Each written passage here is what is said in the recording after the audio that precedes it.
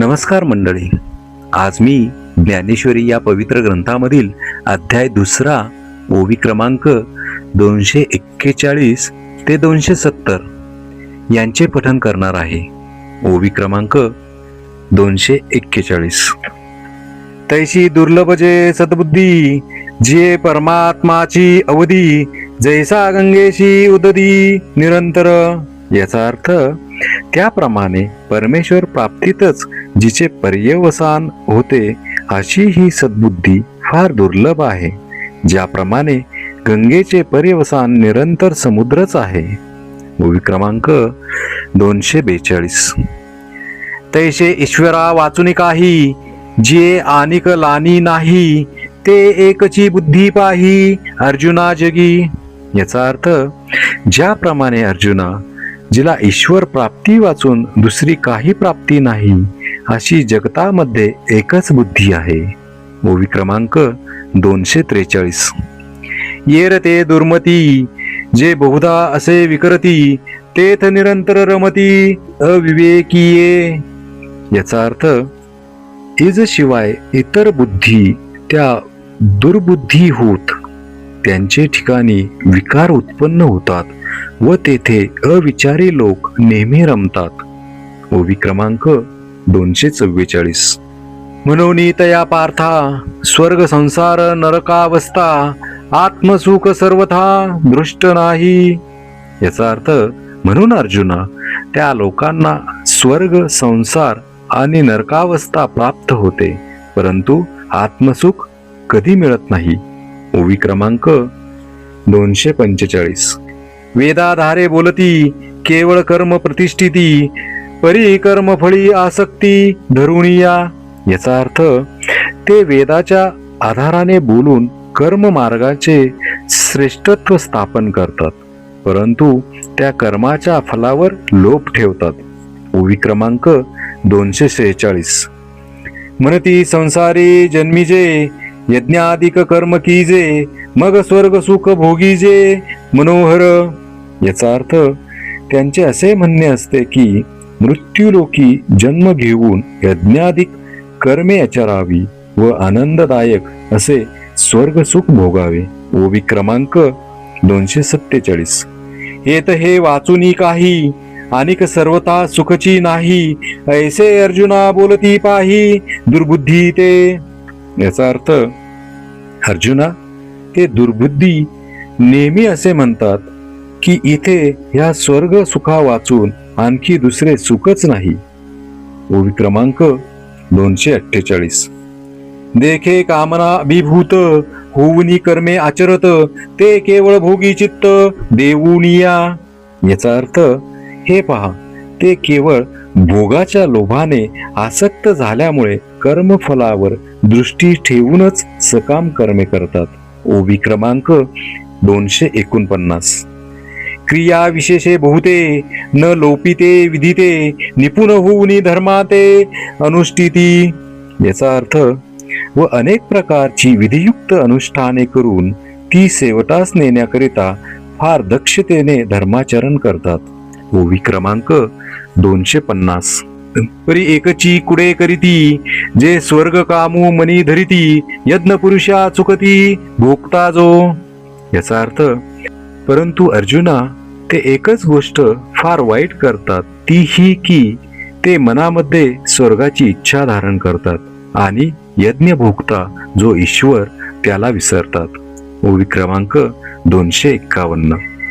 जैसा कर्पुराचा राशी गीजे, मग अग्नी लावूनी दीजे, का मिष्टांनी संचरविजे काळकूट.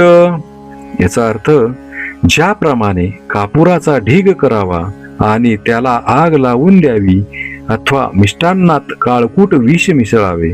ओवी क्रमांक 252. दैवे अमृतकुंभ जोडला, तो पाये हानोनी उलंडिला, तैसा नाशिती धर्मू निपजला हेतू कपने. याचा अर्थ, दैवयोगाने मिळालेला अमृताचा कुंभ पायाने लवंडून द्यावा, त्याप्रमाणे संपादन केलेला धर्म फलप्राप्तीच्या इच्छेने वाया घालवितात. ओवी क्रमांक 253.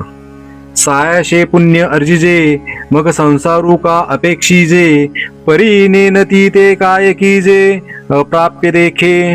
याचा अर्थ असे पहा की मोठ्या श्रमाने पुण्य संपादन करावे, मग संसाराची इच्छा का धरावी, परंतु काय करावे हे त्या अज्ञानी लोकांना माहीत नसते. ओवी क्रमांक 254.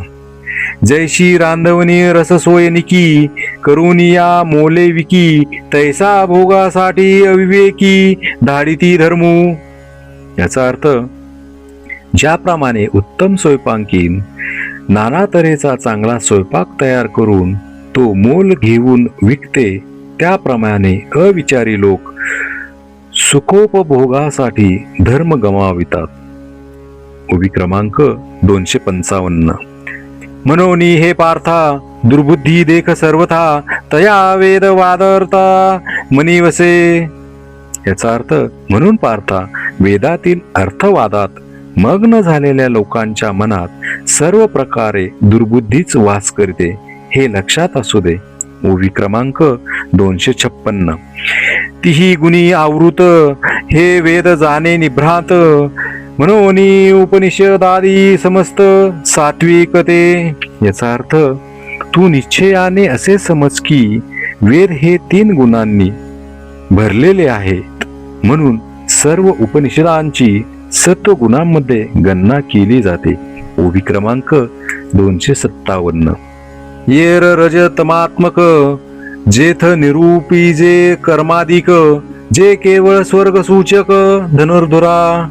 याचा अर्थ बाकी ज्यामध्ये कर्म, उपासना इत्यादिकांचे निरूपण केलेले आहे ते सर्व रज व तम ह्या गुणांनी युक्त असून केवळ स्वर्ग सूचक आहेत. ओवी क्रमांक 258. म्हणून तू जाण, हे सुख दुःखासीच कारण, येत जने अंतःकरण रिगो देसी. याचा अर्थ म्हणून तू असे पक्के समज की हे सुख दुःखांनाच कारण आहेत व ह्याकरिता तू आपले मन कदाचित तेथे शिरू देशील, हो तर तसे करू नको. ओवी क्रमांक 259. तू गुणत्रयाते अभेरी, मी माझे हे न करी, एक आत्मसुख अंतरी विसंवक्षणी. याचा अर्थ तू ह्या त्रिगुणांना टाकून दे व अहमता सोडून अंतःकरणात आत्मसुखाचा विसर पडू देऊ नको. ओवी क्रमांक 260. जरी वेदे बहु बोलिले, विविध भेद सुचिले, तरी आपण हित आपुले तेची घेपे. याचा अर्थ जरी वेदात पुष्कळ गोष्टी सांगितल्या आहेत व अनेक मार्ग सुचविले आहेत, तरी त्यातील आपले हित ज्यात असेल तेच घ्यावे. ओवी क्रमांक 261. जैसा प्रगटले या गभस्ती, आशेष ही मार्ग दिसती, तरी ते तुले ही काय चाली जती सांगे मज. याचा अर्थ ज्याप्रमाणे सूर्योदय झाल्यावर अनेक रस्ते दृष्टीस पडतात, परंतु त्या सर्वच रस्त्यांनी का मनुष्य चालतो, सांग बरे. ओवी क्रमांक 262.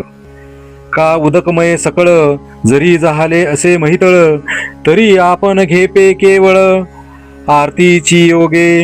याचा अर्थ अथवा सर्व पृथ्वी जरी जलमय झाली तरी आपण आपल्या गरजेपुरतेच पाणी घेतो. ओवी क्रमांक 263. तैसे ज्ञानीये जे होती, ते वेदार्थाते विवरिती, मग अपेक्षित ते स्वीकारिती शाश्वत जे. याचा अर्थ त्याप्रमाणे ज्ञानी जे आहेत ते वेदार्थाचा विचार करून अपेक्षित अशा शाश्वत ब्रह्माचा तेवढा स्वीकार करतात. ओवी क्रमांक 264. म्हणून ऐके पार्था, याची परी पाहता, तुझ उचित होय आता स्वकर्म हे. याचा अर्थ म्हणून पार्था ऐक, ह्या सर्व गोष्टीचा विचार करून पाहता तू स्वकर्म करणे उचित आहे. ओवी क्रमांक 265. आम्ही समस्त ही विचारिले, तव ऐसेची हे मना आले, जे न सांडिजे तुवा आपुले विहित कर्म. याचा अर्थ आम्ही सर्व गोष्टींचा विचार करून पाहिला, तो आमचे मनास असे आले की आपले कर्तव्य कर्म सोडू नये. ओवी क्रमांक 266. परी कर्मफळी आसन करावी आणि कुकर्मी संगती न व्हावी, हे सत्क्रियाची आचरावी हेतुविन. याचा अर्थ, पण कर्मफलाची इच्छा न ठेवता आणि निषिद्ध कर्माचा अंगीकार न करता सत्कर्माचेच निष्काम आचरण करावे. ओवी क्रमांक 267. तू योगयुक्त होऊनी फळाचा संगू टाकुनी, मग अर्जुना चित्त देऊनी करी कर्मे. याचा अर्थ, अर्जुना तू योगयुक्त होऊन फलाची इच्छा टाकून मन लावून कर्मे कर. ओवी क्रमांक 268. परी आदरिले कर्म देवे, जरी समाप्ती ते पावे, तरी विशेषे तेथ तोषावे हेही नको. याचा अर्थ, परंतु आरंभिलेले कर्म दैवयोगाने पूर्ण झाले तरी त्याचा संतोष मानू नको. ओवी क्रमांक 269. की निमित्ते कोणे एके, ते सिद्धी न वाचता ठाके, तरी तेथे चेनी अपिरी तोके क्षोभावेना. याचा अर्थ, किंवा कोणत्याही कारणाने ते कर्म सिद्धीस न जाता तसेच राहिले तरी त्याबद्दल मनात असंतोष मानून त्रासू नको. ओळी क्रमांक 270.